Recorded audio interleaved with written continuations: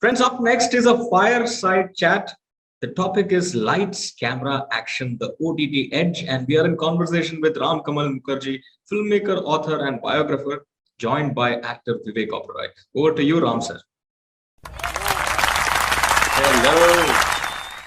Hey, how's it going, Ram? So good to see you, man. So good to see you too, yeah, after ages. I Though know. I keep seeing you off and on screen. We don't get to meet.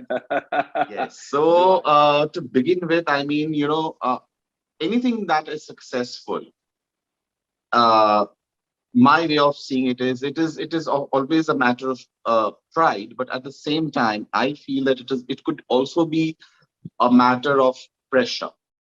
And you have been a part of a very big franchise like Krish earlier, which is like a huge film, and then you entered and you had your own pressure to kind of live up to the franchise. Here the story is a little different because you've been a part of it since season 1 to season 2 and now season 3.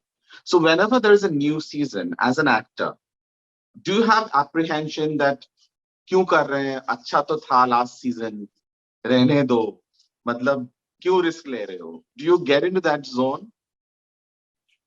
Well, not really, Ram. I mean, is there pressure? Yes, there is pressure because Inside Edge just became a phenomenon. I mean, started with the underdog story, right?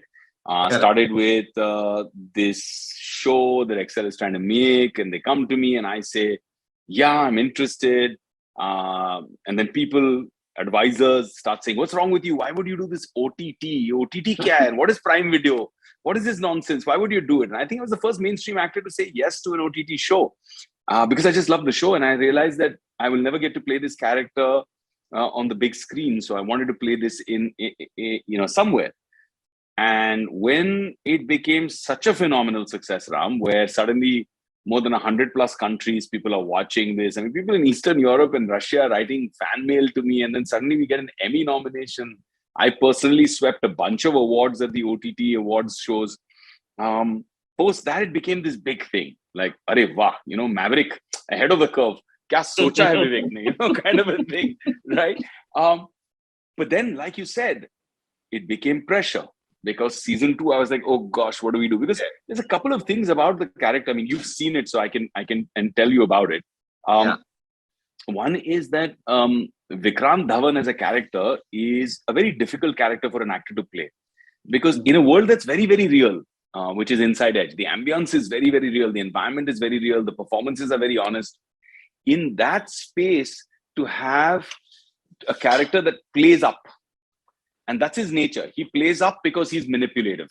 He plays up. He's trying to intimidate. He's trying to talk very differently. He's pausing differently. He's not speaking like a normal person. No. He's not behaving like a normal person. He's very stylized. Yeah, and he's stylized by design, right? There's an impact he's trying to create on you. So when you look at that character trying to create that impact from the beginning, it's very close to being overacting. It's a very thin line. So always my worry used to be, and I used to tell Karan, I said, over to nahi. I said, nahi, ab daire mein chal rahe ho. Let's keep that line's very thin. We go through with flying colors, okay? Now season 2, there has to be an evolution, yet you have to be within that line, and yet people want to see what Vikrant was after such a massive fall. So after a fall, a person dramatically changes. He had a near-death experience. The guy almost died. Correct. A person has to change. How do you show that evolution, keep the spirit of what was in the first season, in the second, and then the third, and build a graph on that, and at the same time walk within that very thin line? That was very, very difficult. It's a very calibrated role. I totally understand and I totally agree with what you're saying, because even when I see your performance in season 1 and season 2 and now in season 3, I mean, the graph that you created is something which is very intriguing for a viewer. Like every time we want to kind of know about you, and I don't see it as a gray, I see it as a black character. So that's more fascinating because you have no qualms being bad. Like you're not justifying that, oh no, there's a reason, this is the reason why I'm being nasty, this is the reason why I'm being doing this. You are bad, and that's how you are. So how does that, because it is completely, maybe that could be the one reason of you taking up this role, because I know as a person how spiritual you are, how now nice you are, how philanthropic you are. So it's completely opposite of what Vivek Oberoi is. So how do you kind of get into the character? How do you see yourself? I mean, doing that. Firstly, thank you for all the compliments, man. I really appreciate it. As far as the okay, so if I had to answer this in a very Vikrant Dhawan style, I would say I love my chocolates and characters deliciously dark. So, the funny thing, and you hit upon this, right? And this is why you're such a seasoned journalist, Ram. I mean, you can see beyond the obvious. When Karan Anshuman came to me with this show, I said no. And Farhan, Karan, everybody thought he's saying no because he's conscious of his image. He's worried about playing negative. I was like, no, man. When it was unheard of, I played Shootout at Lokhandwala. Yeah. For a hero to play the full-on villain in Shootout at Lokhandwala, he's an absolute anti-hero. I played Mahadolus. I played Krish 3, all out, right? I went into playing a super villain all out. Yeah. So I didn't have an issue with that. I said, it's not dark enough. Oh, we can't be half-assed. We have to be like either here or there. And that's what they got. Then we had a really cool, 12, 15 day jamming session with the writers, with Karan at my place. We sat, we spoke, literally went back to my days of theater where I would read the scenes off the page. I would enact them for the whole group out there. And then they would say yeah, this is working. This is not working. Let's do this. Let's do that. It was an amazing creative process. And I had so much fun doing that. Creating Vikrant was an absolute joy. And then seeing where we could push the envelope, right? Where we could push those boundaries too. Was an absolute joy. But you're right. I had decided that I wanted to commit to the Prince of Darkness, right? I wanted Vikrant to be that. I didn't want to be apologetic about anything. In season 3, you do get to see what makes him who he is. It humanizes him. But at the same time, he's still unapologetic. His hunger for power, where it emanates from, what the roots are. Mercy. Yeah, no. So for him, the reason that he's so hungry for power is that at some point in his life, he's been disenfranchised. He's been disempowered. He's been bullied. His dreams have been taken away. So he took a path of absolute strengthening himself and saying, boss, this is never happening to me again. And in the process of taking back his power, he became so hungry for power that he decided to take other people's power and control the chips on the table completely. And that's the journey of Vikrant. You know me for a while, so you know that every character I do, I write an autobiography for. So I did the same thing for Vikrant. The backstory and all. Yeah, I wrote the entire backstory from the time Vikrant was born, what he went through, his father's relationship with, his mother. He was the bastard child. So I wrote all of that bits and pieces of information into my autobiography as my process until the show begins. Till the moment that season 1 begins. And that keeps me in good stead. Even when we're evolving the character for season 2, season 3, the ideas that come to me, the writers do a phenomenal job. The creator is amazing. But whatever little I have to add as an actor, it helps me in my process. Absolutely. And coming on to, the platform, as you started off with, you're the first mainstream Bollywood actor to say yes to a new platform.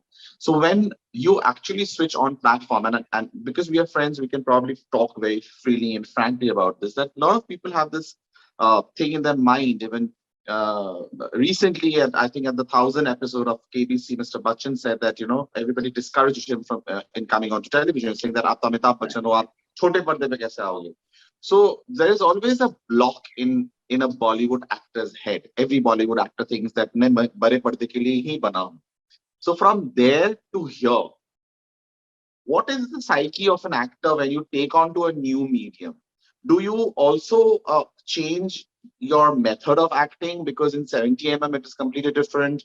And when you are viewing it on TV, mostly all OTT, everything that we watch is mobile binge. So does your acting process change as an actor? Do you kind of think that should I be different because the medium is different, or should I be same? So that's a really interesting question, Ram. But my answer to it would be very, very simple. Good acting is good acting on a big screen or a small screen. The size of the screen doesn't matter. It's the talent in the actor. So if you're a bad actor, no matter the size of the screen, nothing's going to save you. You're going to be exposed. It's going to be a bigger mess. So I think what is different about the platform per se, or rather than the medium of series, is, and in binge watch, see, a film, it's finite. You've got 2 hours, 2.5 hours. You take the audience through a journey, and as an actor, your responsibility is to carry that role for 2.5 hours and hold them for that window. For TV, for a television serial, as we refer to, it's very long, maybe 1,000 episodes, but it's 30 minutes or 40 minutes at a time.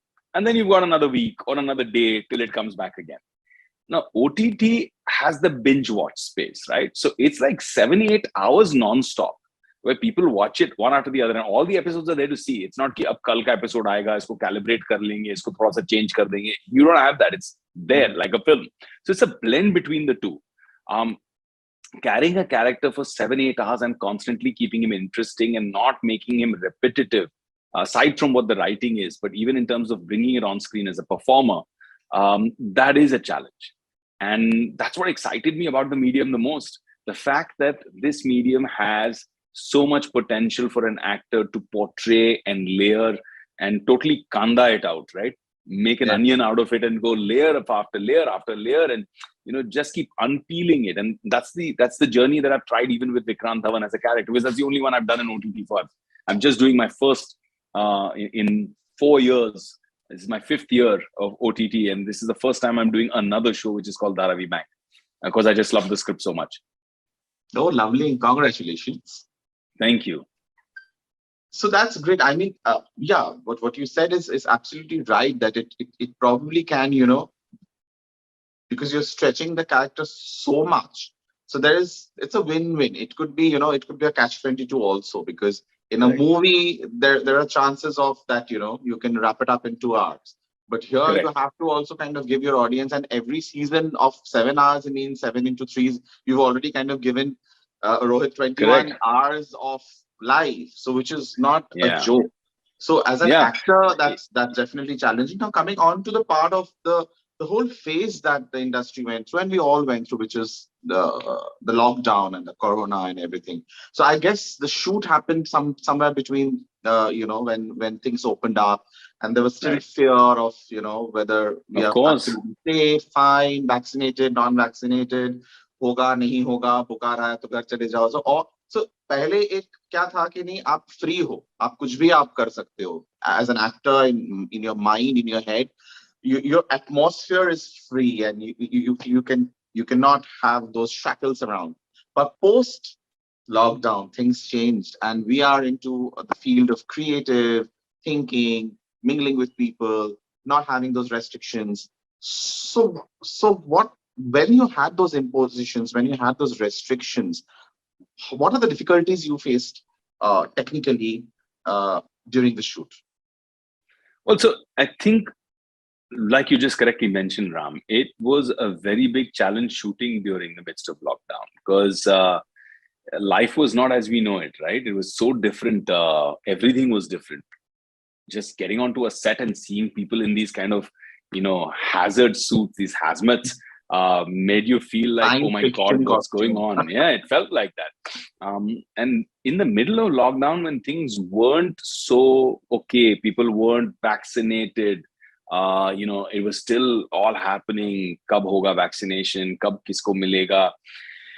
In that process, every cough, every sneeze would make everybody freeze on set. Oh my God, somebody coughed. Oh my God, somebody sneezed. I remember, since I live in a bungalow, and we bought a new bungalow just before lockdown, close to my parents' home. And thank God for that, because I would have been very, very nervous about living in my, with my parents during the lockdown. We were apart but near, so that was a good thing. But even then, I remember not going up to the floor where my kids and my wife sleep. I said, "Nahi yaar, as long as I'm shooting, I'm not going to sleep on the same floor. I'm going to keep my interactions minimum, because I don't know what I'm bringing home. I don't know who I'm interacting with, what I'm bringing home, what it's going to be like. And you have to take off your mask in front of the camera. So you are exposed. If somebody's sneezing, coughing somewhere in the back, you are exposed, and you could be carrying it back home to your loved ones. So I think that was the scariest thought for me. And it was very difficult to shake that off and just start shooting. It still is. Like I'm shooting right now in Kerala, and everybody kind of works towards doing their best. Everybody's wearing their masks, everybody's vaccinated, everybody's vaccination certificates, double vaccination certificates are all there. But having said that, still that fear is inside me, even right now. If somebody starts to cough, if somebody's feeling unwell, I say, boss, please go, yeah. Chutti karo. Ab chutti karo, set pe mat raho, nahi to sab bimar ho jayenge. You know, so that fear is still there. So so how do you evaluate the change? I mean, you think that industry is going to overcome this fear of the virus, and we are going to get back to normalcy? We are going to kind of be what we were. We miss the premieres, we miss all the award shows, we're missing all the Ram, it's not so much about the industry. I think it's the world, right? Suddenly, you know, everything seems like it's getting back to normal, and then everybody talks about Omicron.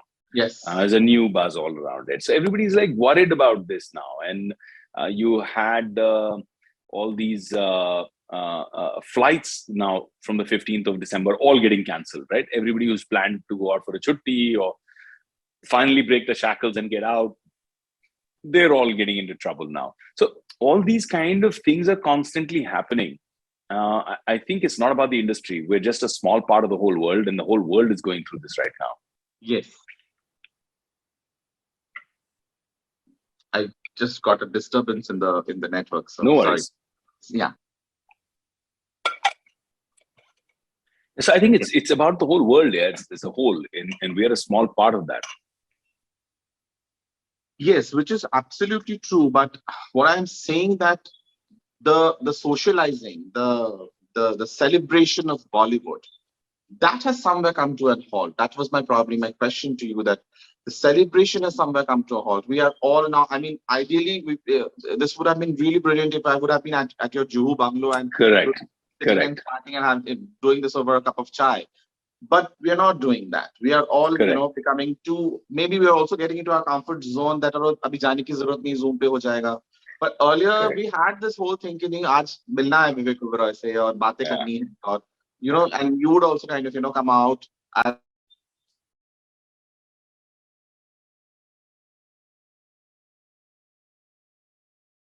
Ram, you've got on to mute. Yeah.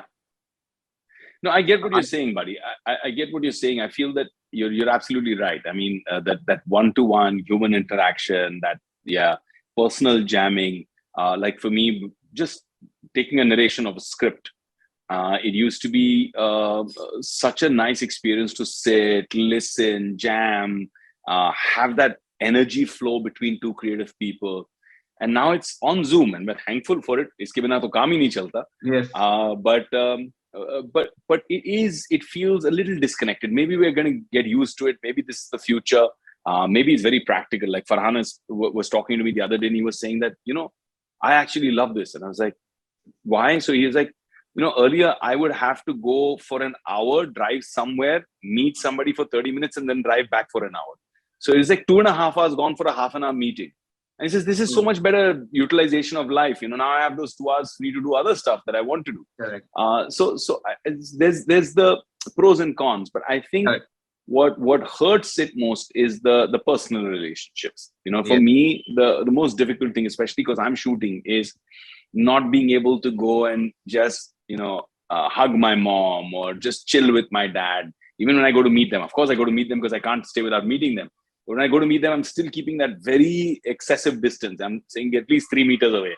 I am wearing double masks, and I don't want to go, even though they've been double vaccinated and they're probably going to get their booster soon. Just not taking a chance, you know, they're with age as a factor.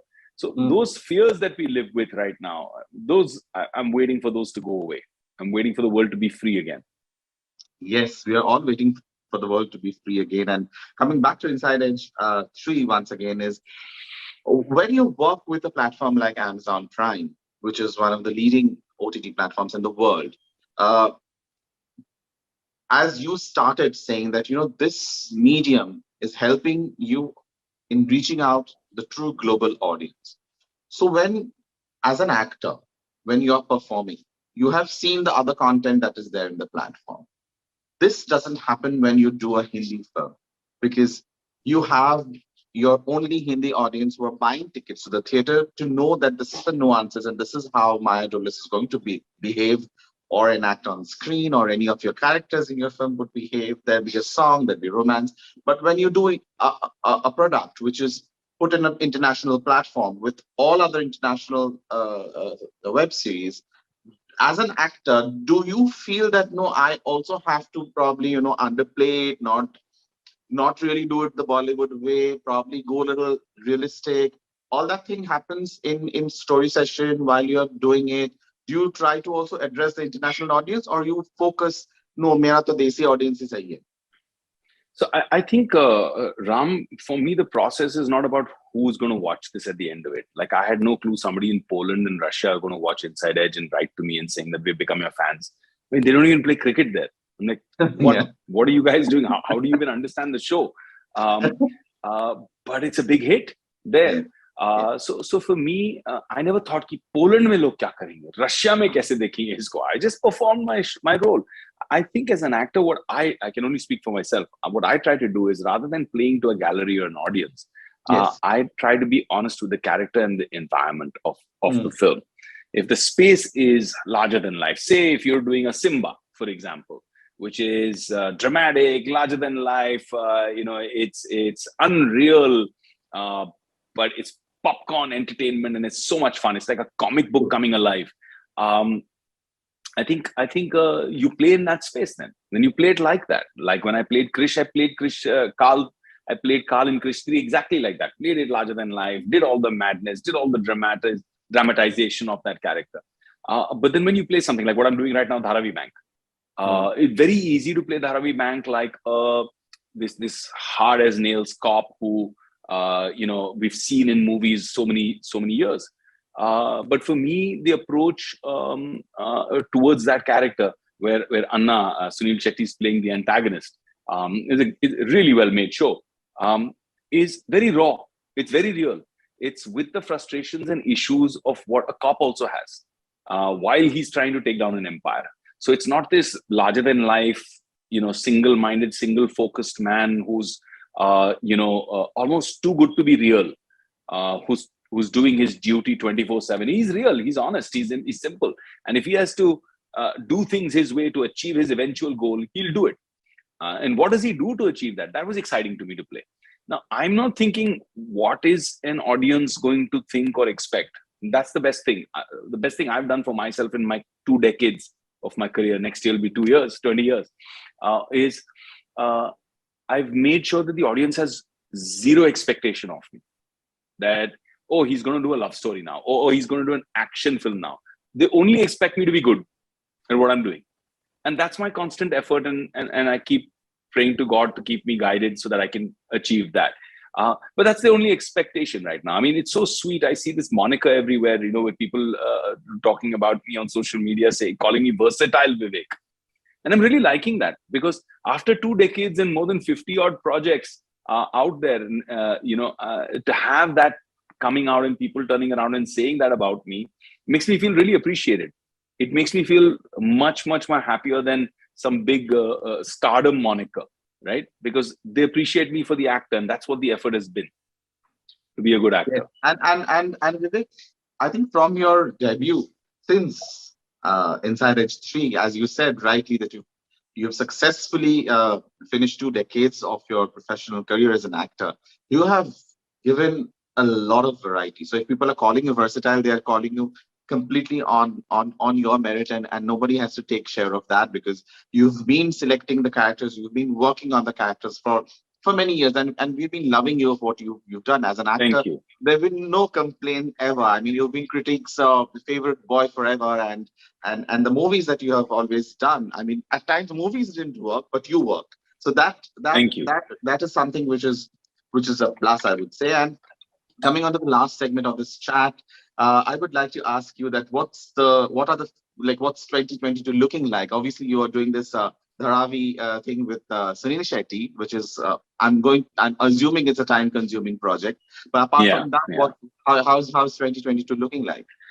Well, it's looking great, Ram, because I'm doing 2 shows, 4 films. Oh, wow. Two of which have already started. I've started shooting one film and one show. And Can you give a glimpse of, and then can you share the glimpse of, one of the films that I can talk about because we're shooting it right now is a film called Kaduva. I'm shooting in Kerala right now with a really dear buddy of mine, Prithviraj, who did Lucifer with me. So we did Lucifer together. That was a big success. So it's the same team teaming up and doing something fun and interesting, which is Kaduva. And then Dharavi Bank, I mentioned to you already. That's for MX Player. It's a really ambitious show. Really super excited. They've recreated all of Dharavi.